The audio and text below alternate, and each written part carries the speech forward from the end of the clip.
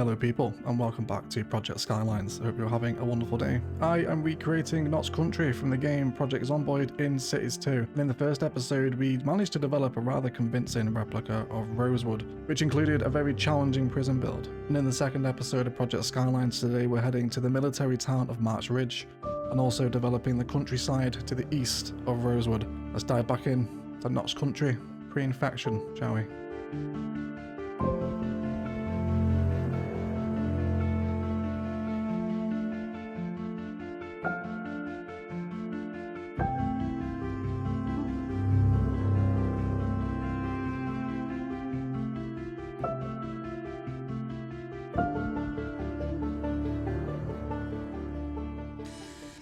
Welcome back guys to Project Skylines. We're going to start March Ridge off here by opening up 8 different tiles to connect the area to Rosewood and start to introduce our road frame using the very crucial overlay. Don't forget, all the links of the resources I'm using for these videos are in the video description if you want to use them for yourself.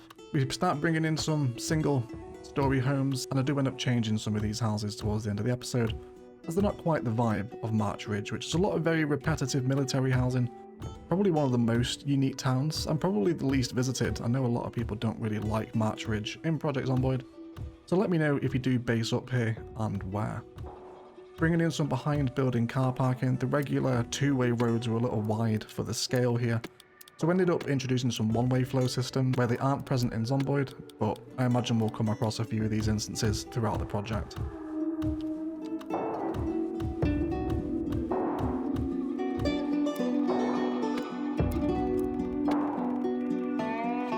Using a mix of US, UK and Chinese housing here. There's also a church in March Ridge for which the vanilla fire station pretty much does the perfect job, with some more car parking configurations around the side and some fun little gazebo and shed detailing around the residential as well. The more I build this project, the more I find that Project Zomboid is perfect city building inspiration. The layout and the scale is translating surprisingly well into CS2, which is making the project much more enjoyable.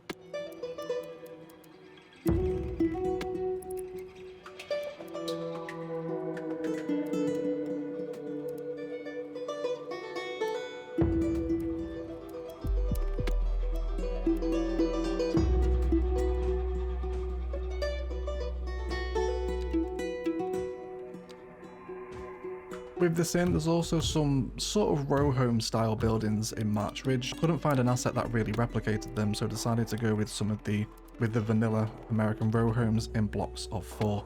With fencing and car parking behind them. We do lose some detail in March Ridge just due to the fact that City Skylines doesn't have a lot of 1x1 assets. I think if any of them actually, I think the smallest is 2x1.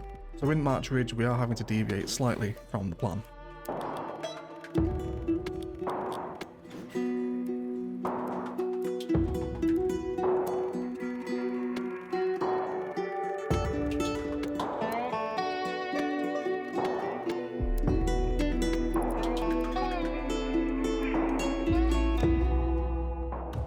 Now it was time to turn our attention to the very repetitive military housing, probably the most distinctive feature of March Ridge, and happened to come across a left and right variant of some low density Japanese, which come the end of this placing montage might be my favourite current CS2 low density combination. This ends up turning out really nicely and comes very close to what we see in Knox Country. Some finer surfaces to sketch out, which ends up being a little playground which is taken exactly the props that you see in March Ridge. I love finding these little bits to replicate playgrounds or car parks. Something that's just so easy with the props available in CS2, and this playground certainly qualifies as such.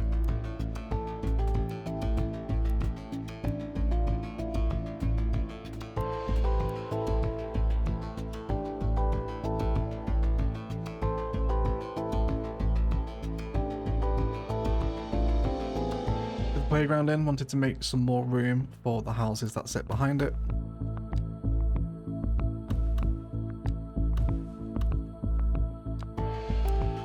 And then we also come across more of these blocks of 4 row home style buildings, for which the asset we used earlier in the video also makes another appearance here as well.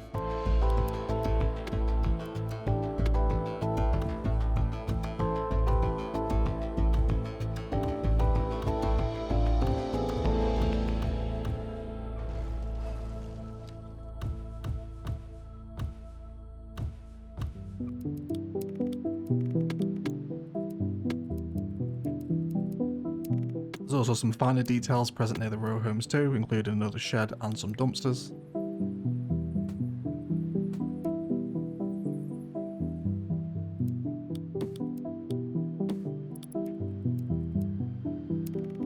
And then some final fencing going in around the edge of the playground.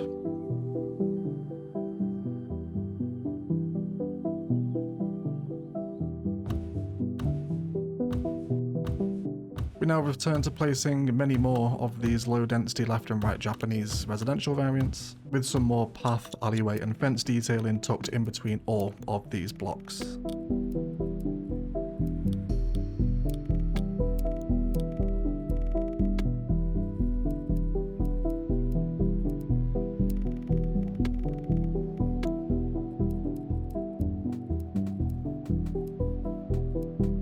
And if you've made it to this point in the video, don't forget to leave that zombie emoji down below for those that didn't.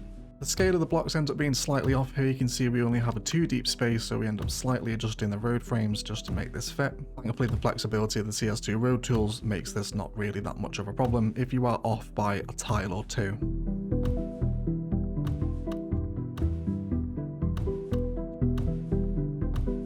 And the final stretch of row homes to sit at the very back of the town.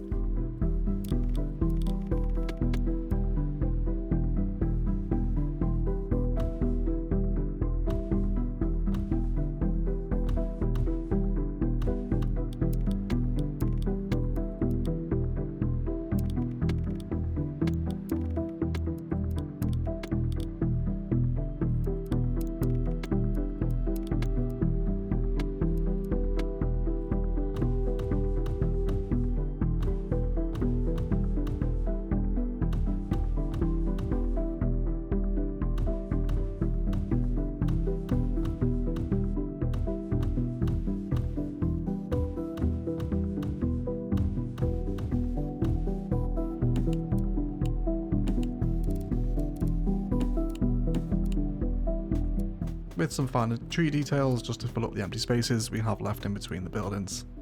With all that done, with the overlay on, we're starting to see something that's beginning to resemble March Ridge, turning our attention now toward the town centre.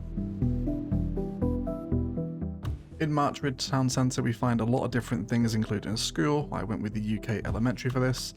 And there's also a big brick military barracks building which was super hard to recreate. However, I found a static ploppable of the northeast apartment buildings, used recolor to make them all the same colour of course, and this turned out again surprisingly well. This was definitely the biggest challenge of March Ridge, was developing this building, the bunker and the school districts, but thanks to static poppables, things like this aren't proving to be too much of an issue in Project Skylines, using Move It to refine placements and also developing the car parking infrastructure that sits around the edge of this building.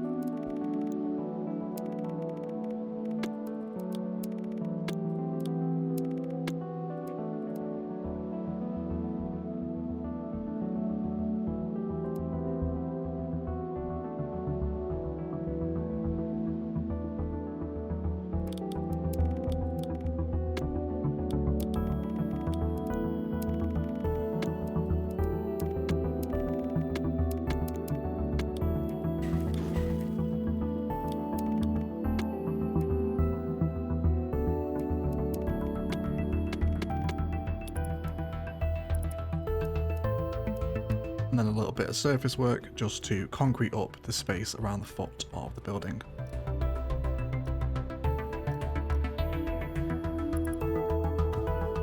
Now we turn our attention towards the commercial in the middle, using better bulldozer to remove some trees. But again, the northeast low density commercial option is pretty much perfect for all these little spots in Knox Country, with further car parking configurations introduced behind. It's here where we lose a little bit of detail in March Ridge. Between this bit of the town and the row homes we can see in shot, there's actually a very small row of commercial, but with the scale I'm playing with here, I simply cannot include it. So this was our first deviation away from the plan. We're missing maybe 2 or 3 buildings here.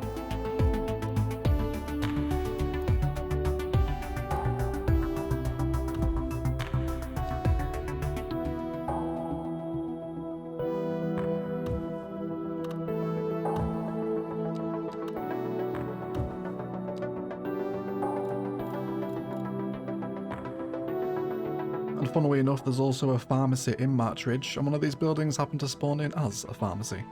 There's also a gas station in the town as well, and Zomboid is proving to be super good inspiration for gas station configurations, combining them with parking and other commercial buildings, just to make these larger service stops along the road a much more convincing way to use the gas stations in my opinion than just placing them by themselves. Another testament to how good Zomboid can actually be for city building and infrastructure inspiration.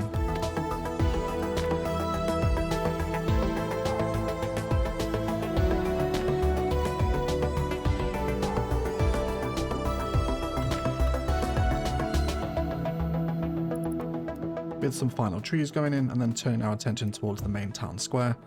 In Zomboid, this is a community centre, but I could not find an asset to replicate it, so ended up going with more northeast ploppables, and then also using some static ploppable commercial buildings to fuse the shape of the community centre with the car parking around it, which came out not too bad. Would have been nice to find an asset that would have worked here, but trawling the pool, I simply could not find one.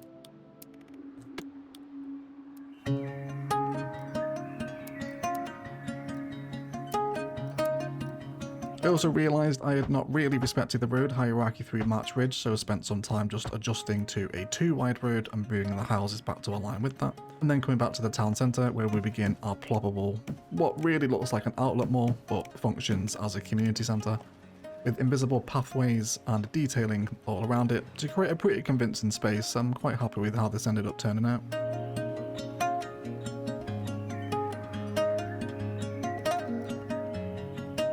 And trying my hardest to respect where the surfaces flow as they do in March Ridge.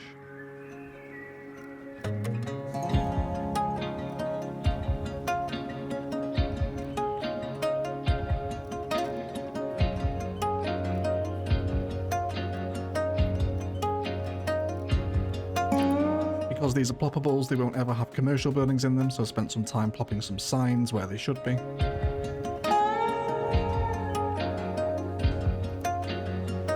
And then some finer details around the edge of the building, including playgrounds, benches and planters.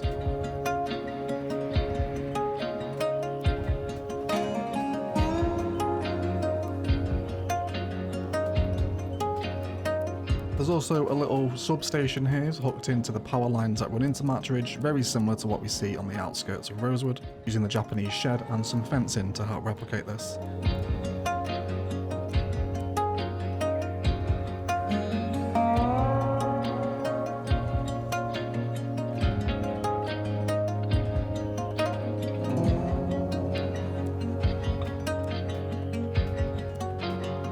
With that in, it was time to turn our attention towards some finer details around the edge of the community centre, which is just a gazebo and 3 benches, again replicating exactly what I see on the Zomboid map here.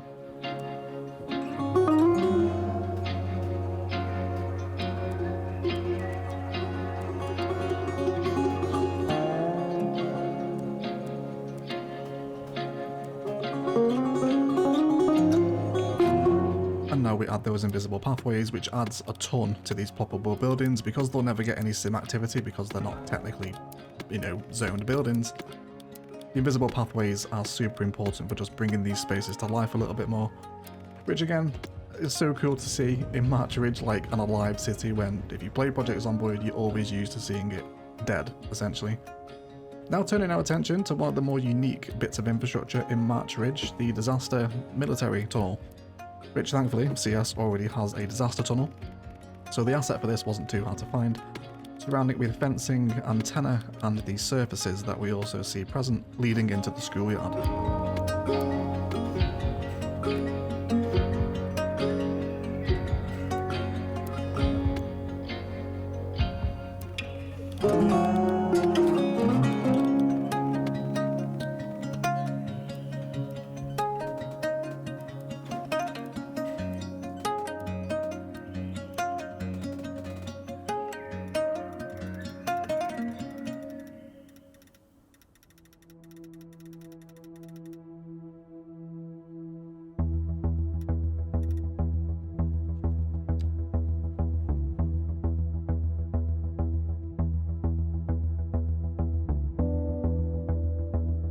We also start to see some traffic flowing on the Muldra, Rosewood and March Ridge junction, which as a Zomboid fan is actually very cool to see this very popular junction receiving traffic. With the bulk of March Ridge in, it was time to turn our attention toward the eastern countryside that lies between Rosewood and March Ridge. You might as well call me Overcharged Surface from now on, because already this project is Surface City. Plenty more fields and concrete bases to sketch out in this part of Knox Country.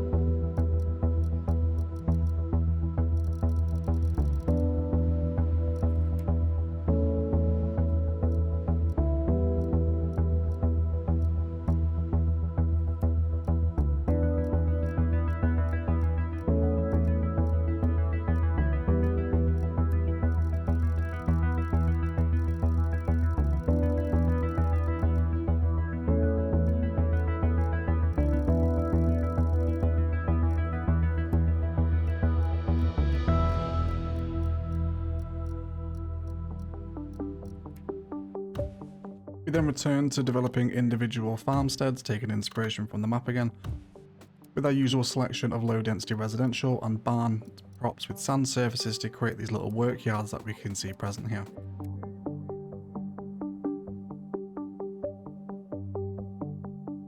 There's also a food storage warehouse here, whereas there are 4 warehouses the size I have to play with, we'll have to make do with 2, and showing some exact prop work here again. Safety barriers and dumpsters, exactly where we see them in Knox Country.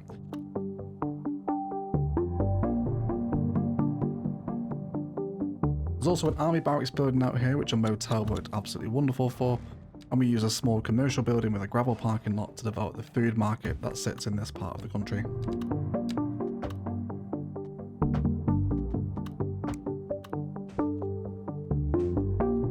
A shed, barns and more fencing go in to help recreate the views we see here.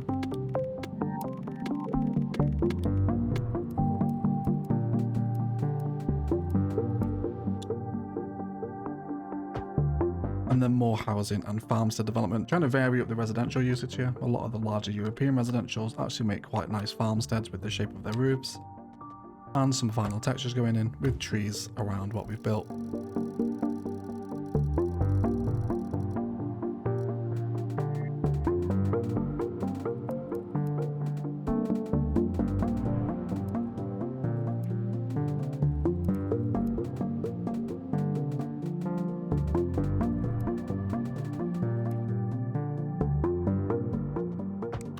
There's some really interesting residential configurations in this part of the city, almost like they have their own little allotment or plot of land where they can grow crops with the larger fields surrounding them. I think Zomboid is proving to be such unique inspiration for CS. I never would have really thought of piecing together residential in this style without really referencing Knox County first. More fencing go in to indicate these veg plots, and there's also more barn and surface work to indicate those well-trodden paths where you imagine the citizens are walking to said barns.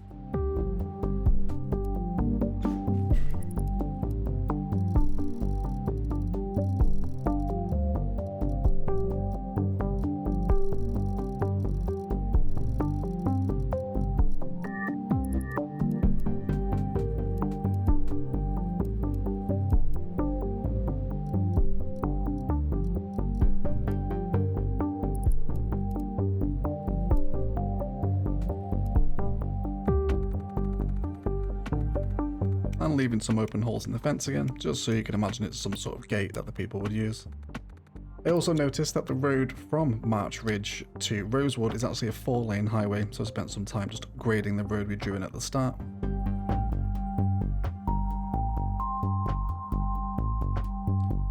And then the final farmsteads going in between March Ridge and Rosewood.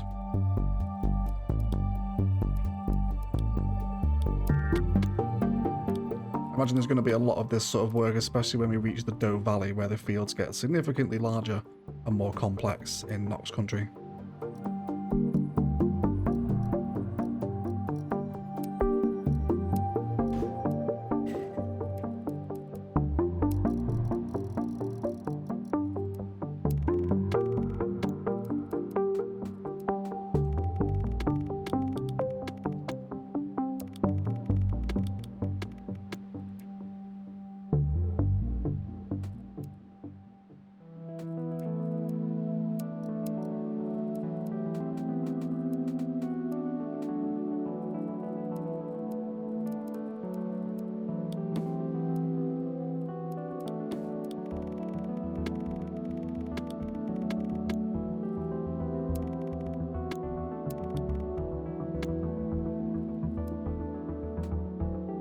We also brought in the little technique we used last episode, using very small surfaces to indicate little vegetable or crop plantations in a more personal garden rather than a full farm. This actually might be one of my favourite ways to use surfaces, really quite convincing.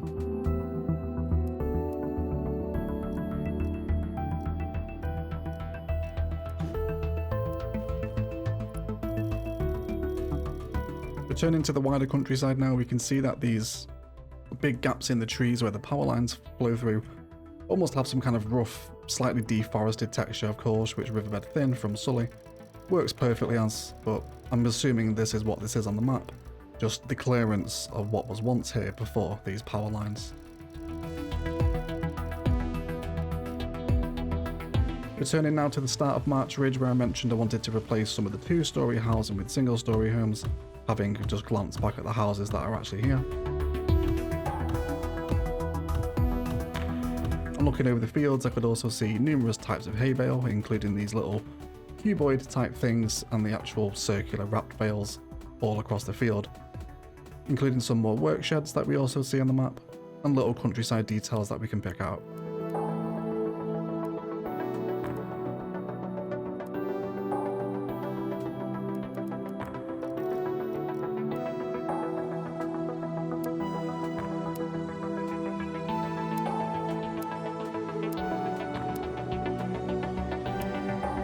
I'm gonna say it again, but the simplicity of Zomboid's detailing just translates so well to CS2.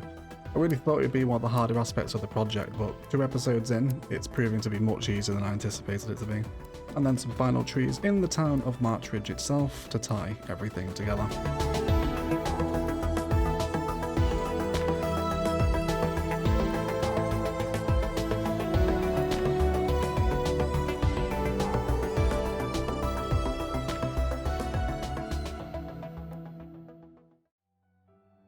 Which leaves us with something that looks a little bit like this. Certainly one of the more niche towns, March Ridge, and like I mentioned, it's not a super popular base location.